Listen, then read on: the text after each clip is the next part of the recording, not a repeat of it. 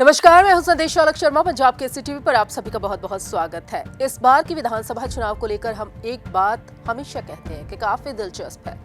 कुछ कहा नहीं जा सकता कि किसकी जीत होगी और किसकी हार होगी, और इन चुनावों में अपनी जीत दर्ज करवाने के लिए, अपनी इस किश्ती को पार लगाने के लिए राजनीतिक पार्टियों की तरफ से कई तरह के दांव खेले जा रहे हैं, नए नए हथकंडे अपनाए जा रहे हैं और कईयों पर ऐसा भरोसा किया जा रहा है कि उम्मीद से भी परे है।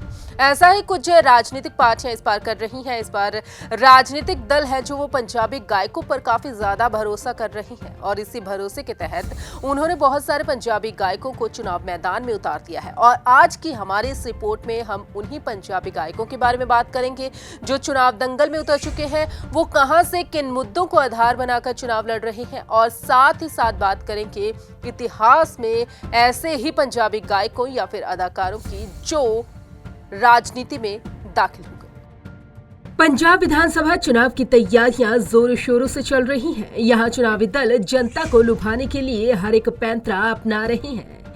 वहीं अब अपनी चुनावी नैया पार कराने के लिए पार्टियों का पंजाबी गायकों पर भरोसा भी देखने को मिल रहा है।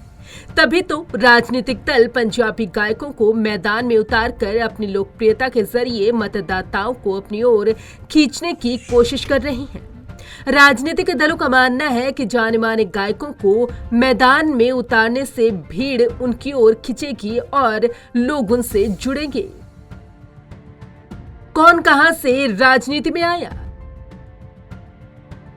कांग्रेस ने सिद्धू मूसेवाला के नाम से प्रसिद्ध लोकप्रिय पंजाबी गायक शुभदीप सिंह सिद्धू को मानसा सीट से मैदान में उतारा है। शुभदीप को पार्टी की राज्य इकाई के प्रमुख नवजोत सिंह सिद्धू का करीबी माना जाता है। वहीं आम आदमी पार्टी ने गायकों अनमोल गगनमान को खरड़ और बलकार सिद्धू को रामपुरा फूल से उम्मीदवार बनाया है। कांग्रेस ने मोगा विधानसभा क्षेत्र से अभिनेता सोनू सूद की बहन मालविका को मैदान में उतारकर सोनू की लोकप्रियता भुनाने की भी कोशिश की है।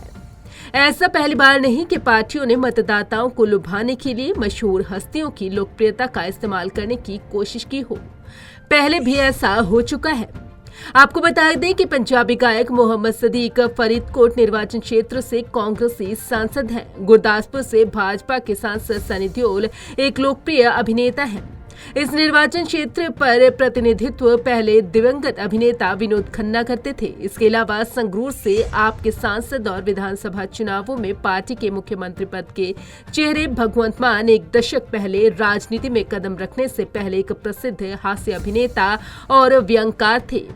कांग्रेस के नवजोत सिंह सिद्धू क्रिकेटर से राजनीति में आए हैं।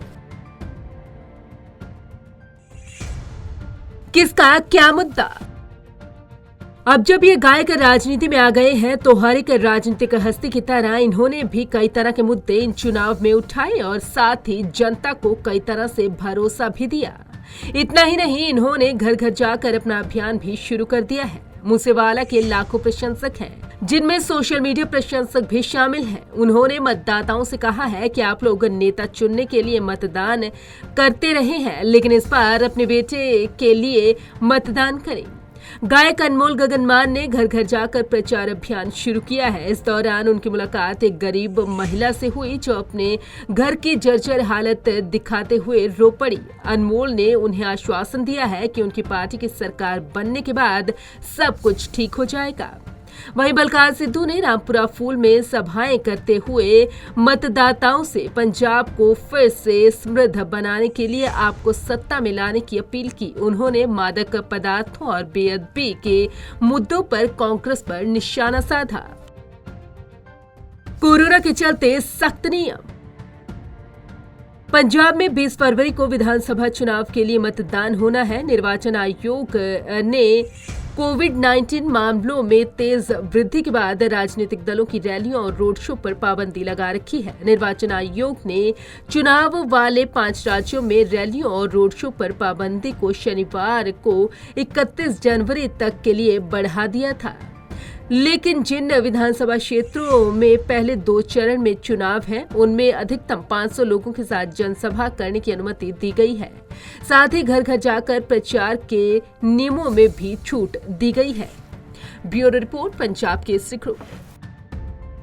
तो देखिए आपने रिपोर्ट और जाना कि किस तरह से पंजाबी संगीत जगत राजनीति की ओर जाता जा रहा है। भविष्य क्या है कोई कुछ नहीं कह सकता, लेकिन इस बार की विधानसभा चुनाव क्या कहती हैं उसका पता थोड़े ही समय बाद चल जाएगा, क्योंकि 20 फरवरी को वोटिंग होगी और जल्द इसके नतीजे भी आ जाएंगे। नमस्कार।